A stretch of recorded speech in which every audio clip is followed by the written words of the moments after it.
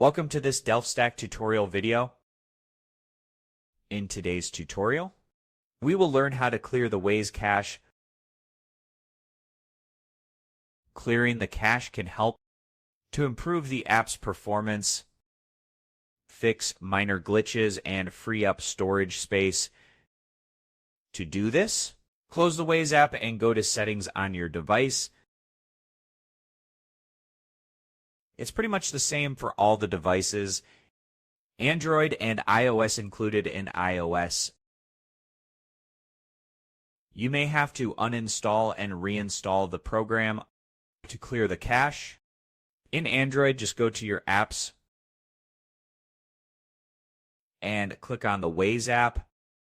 Click on Storage and Cache and click on Clear Cache. This will remove temporary files, and data is stored by Waze without deleting your saved destination favorites or account information. Here, after clearing the cache, Waze may take a few seconds to reload your map and routes, but overall, the app should run smoother and respond faster. Thanks for watching, and don't forget to check out the next DelftStack tutorial videos.